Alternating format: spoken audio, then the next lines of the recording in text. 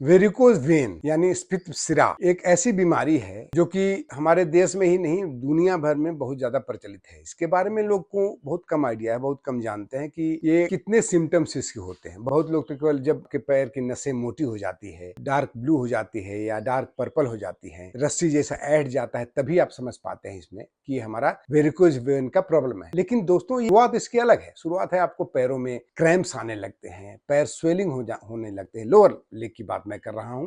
आपके एंकल्स में जहां टखने हैं वहां पर आपको कलर चेंज हो जाएंगे।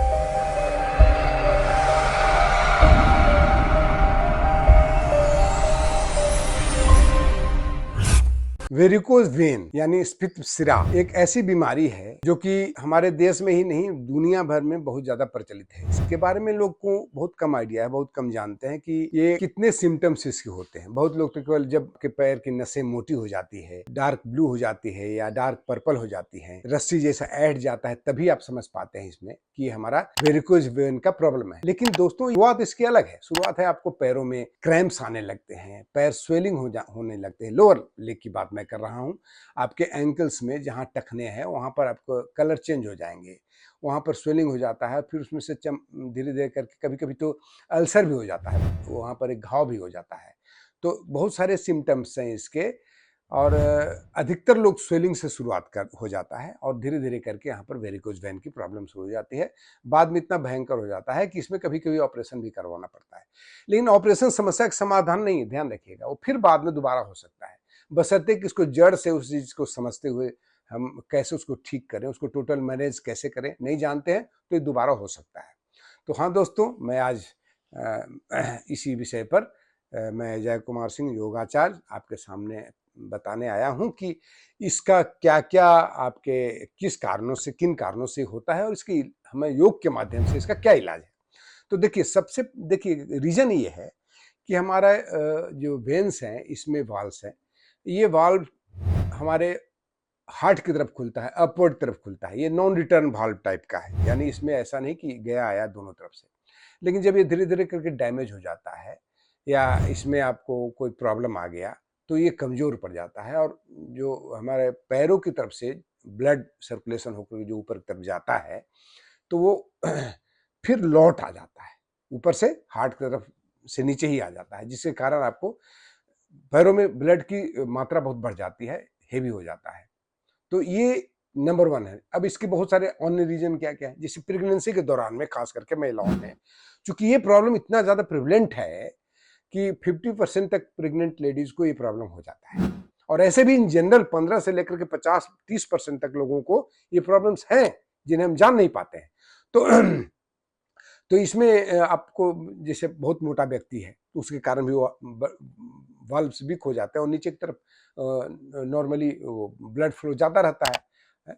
उसी तरह से यदि आप बहुत देर तक खड़े हैं, सपोज करिए 4 घंटे 8 घंटे आप खड़े होने के काम है, वैसे व्यक्तियों को भी हो सकता है, हो जाता है नॉर्मली। या आप बहुत देर तक चेयर पर बैठ करके और आप काम कर रहे हैं पैर लटका करके, लंबी यात्रा कर रहे हैं पैर लटका करके, तो पैर में स्वेलिंग हो जाएगा या नसें फूल जाएंगी, नसें दर्द करने लगती हैं। तो ये सारे तरीके हैं जिससे आपको होता है, कारण है। तो चलिए दोस्तों, अब हम जानते हैं कि इसको हम योग के माध्यम से कैसे ठीक कर सकते हैं। इसमें योग के माध्यम से बहुत शर्तीय इलाज है। एक तो है इमीडिएट इलाज कि तुरंत अभी आप क्या करिएगा जिसके कारण ये आपको रेस्ट रिलैक्सेशन देना शुरू कर दे। तो एक तो आज लोग स्टॉकिंग्स पहनते हैं, तो टेम्प्रोरी सॉल्यूशन है। कंप्रेशन स्टॉकिंग पहनते हैं, वो टेम्प्रोरी सॉल्यूशन। परमानेंट सॉल्यूशन क्या है, तो हम कुछ आसन बताएंगे। सबसे पहला आसन, इसमें सबसे जो इफेक्टिव आसन, उसमें विपरीत करनी आसन होता है, यानी ब्लड फ्लो को हम नीचे से ऊपर की तरफ लाते हैं। तो उसके लिए क्या करते हैं वो मैं कुछ आसन बताऊंगा। अभी मैं खड़े होकर आसन आपको बताने जा रहा हूं, जैसे ताड़ासन और पादहस्तासन, जिससे आपको जो हमारे हैमस्ट्रिंग मसल है जिसमें मूवमेंट आपको ब्लड का ज्यादा होता है, और एंकल्स का भी एक्सरसाइज में दिखाने जा रहा हूँ। तो चलिए मैं पहले खड़े होकर के अब 2-3 आसन दिखाता हूँ जो कि इसमें काफी लाभ पहुंचाएंगे। और फाइनली मैं बताऊंगा, आखिर तक वीडियो देखिएगा, फाइनली मैं बताऊंगा कि इसके अन्य सारे बहुत सारे जो कौन कौन से आसन है जो कि इसमें काम करता है। तो सबसे पहला आसन है आपको ताड़ासन। ये जो पैर है ना, इसके एंकल पर खड़े हो जाते हैं हम लोग। ये जो देखिएगा हमारे पैर एंकल, ये जो है पंजों पर खड़े होकर के, और हम श्वास भरते हुए ऊपर तरफ खींचते हैं। ये देखिए, मैं अपने टोज पर खड़ा हूं और फिर नीचे आना है। श्वास भरते हुए ऊपर की तरफ जाना है, एटलीस्ट 10 टाइम्स उसको करना है।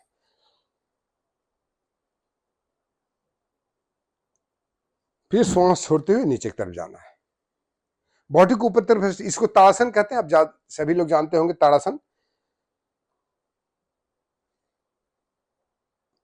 पूरे बॉडी को स्ट्रेच कर रहे हैं। मैं अपने टोज पर खड़ा हूं और धीरे से इस तरह से आकर के फिर आ गए। तो ये आप 10 बार करिए, कम से कम 10 टाइम्स करिए। या आप एक और तरीका है, आप इसको पैर पंजे पर खड़े होकर के इस तरह से एड़ी को जमीन पर नहीं लाइए, या हल्का टच करिए, लेकिन आप अपने पंजों के बल पर ऊपर नीचे करिए। आपको हमें सर्कुलेशन बढ़ाना है ताकि वो पुश कर सके ब्लड को ऊपर की तरफ, वाल्व से होते हुए जाकर के हमारे हार्ट की तरफ बढ़े। ये है, इसको आप 10 से 20 बार करें, ठीक है। फिर आपको हैमस्ट्रिंग के और एक्सरसाइजेज मैं बता रहा हूं। आप हाथ को ऐसे लेके जाएं और ऐसे सामने क्या है, ऐसे आकर के यहां पर। अब मैं हाथ को, अपने पैर को सीधा रखिएगा, पैर सीधा रहेगा, ये खींचा हुआ रहेगा और हाथ ऐसे।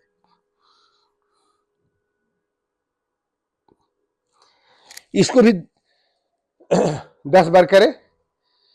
फिर साथ में इसको ऐसे कर ले, दोनों कंपोजिट कर ले तो 5 बार करने से भी काम चलेगा, ठीक है। इस तरह से ऐसे आए, फिर ऐसे जाए, ठीक है। ये आसन भी आपको काफी काम आता है। उसके बाद उत्कट आसन है, जैसे हम लोग उत्कट आसन यानी चेयर पोज करते हैं ना, उस तरह से आप ऐसे आ जाए, ऐसे बैठे इस तरह से, इस तरह से ऐसे बैठे, बॉडी को ज्यादा से ज्यादा सीधा रख सके आप इसमें, ऐसे बॉडी को कोशिश करें सीधा। अब इसको इस तरह से आप ऐसे ऐसे करें,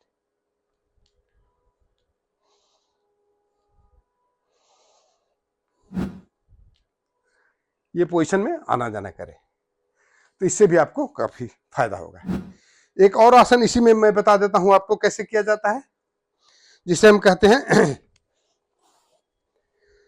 अधोमुख स्वानासन। यहां पर आप आए, ऐसे आ जाइए, यहां आ गए, इस तरह से आसान है। अब हम क्या करेंगे,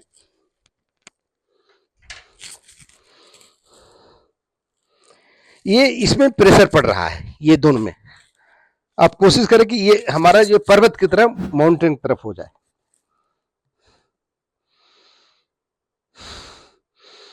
एक जमीन पर है, ठीक है। अब हम करेंगे अन्य आसन, जैसे कि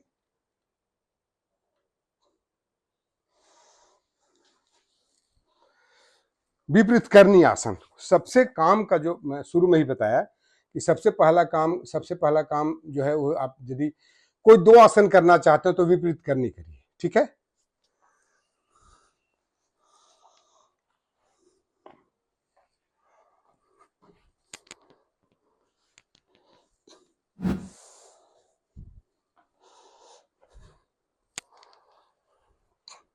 इसको पैर को यहां पर लेके आ जाए। अब इसको यहां पर रोक के रख सकते हैं तो रखें, और नहीं तो क्या करें, ये आप यहां रोके रखें। इसको आप चाहे तो दीवार में भी लगा करके, आप इसको वॉल के साथ में भी यदि कोई आसपास में वॉल हो तो वॉल के साथ में भी आप कर सकते हैं। अपने ये पोर्शन को, इस पोर्शन को वॉल में लगा दीजिए और देर तक रुकिए, कम से कम 10 मिनट रुक जाइए आप।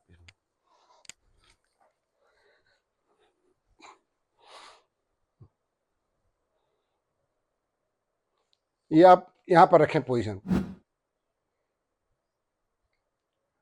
इससे पहले आप यहां तक आइए, यहां रोक के रखिए। तो अब आपको मैं सबसे महत्वपूर्ण आसन बताने जा रहा हूं। यदि उसको कर सकते हैं तो करें, अकेला भी यदि वो आसन कर लेते हैं तो सभी आसनों का सब्स्टिट्यूट हो सकता है। उसे हम कहते हैं सर्वांग आसन, या उसी का एक थोड़ा सा हल्का रूप होता है उसे हम कहते हैं विपरीत करनी आसन। ये दोनों मैं आपको दिखाने जा रहा हूं। यदि दोनों आप प्रतिदिन 3 मिनट से लेकर के 5 मिनट तक कर लेते हैं तो ये प्रॉब्लम आपको जड़ से दूर हो जाएगा। तो चलिए सबसे पहले करके दिखाता हूं सर्वांगासन। पीठ के बल पर आराम से लेट जाए इस तरह से, ऐसे, और दोनों पैरों को एक साथ में मिला लें, हाथ को नीचे रखें इस तरह से। अब दोनों पैरों को एक साथ उठाएं इस तरह से, और आप इसको फिर इस तरह से उठा लें और ऐसे इसको आराम से इस पोजीशन में आ जाएं। यहां पर आप देखें कि पूरा शरीर सीधा हो जाए, हिले डुले नहीं, बस निश्चिंत हो जाए। यहां पर इस पोजीशन में आप कम से कम 3 मिनट से लेकर के 5 मिनट तक प्रतिदिन रुके रहें। Whole blood. अब इसको आराम से फिर धीरे से आप आ जाएं इस तरह से। तो ये सर्वांगासन है। यदि इसका आप इतना करने में सक्षम नहीं हो पाते हैं तो मैं इसका हाफ रूप दिखाता हूं, वो भी काफी काम आता है। उसे हम कहते हैं विपरीत करनी। यहां तक आ गया, मुद्रा है, यहीं तक आप रह जाइए, ठीक है, केवल यहीं तक रहिए। केवल हाथ को, बॉडी को 45 डिग्री पर उठा के रखिए।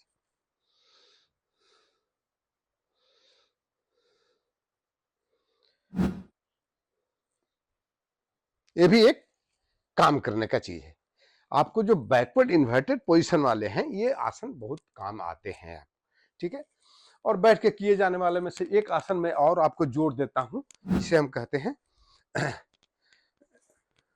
पश्चिम तानासन। इस तरह से खींचते हैं और लेट के करने वाले में से 2 आसन और कर लीजिए। अन्य फायदे भी बहुत मिलेंगे। एक पवन मुक्त आसन है इस तरह से, और ये हुआ पवन मुक्त आसन। और फिर सर्वांगासन जो हमने बताया था आपको, उसका अपोजिट आसन करना है मत्स्यासन। ऐसे ऐसे करें, ये मत्स्यासन है। या चाहे यदि आप उससे अच्छा ये कर सकते हैं तो इसको कर ले। ये अन्य इससे 2 गुना फायदा इसमें है।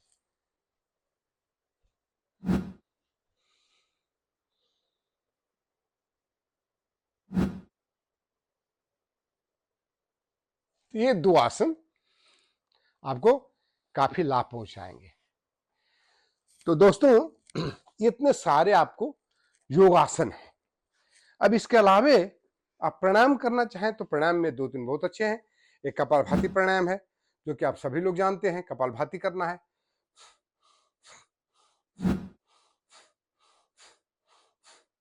इसको सुबह उठते ही 5 मिनट कर लीजिए, ठीक है। और दूसरा अनुलोम विलोम है।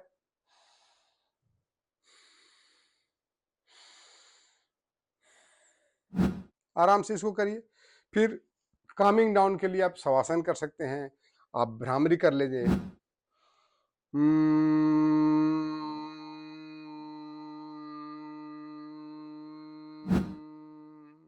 इसको 5 बार कर लीजिए, माइंड को स्थिर कर लीजिए, और फिर आराम से आपको धीरे धीरे करके ये प्रॉब्लम आपको ठीक होने ही वाला है।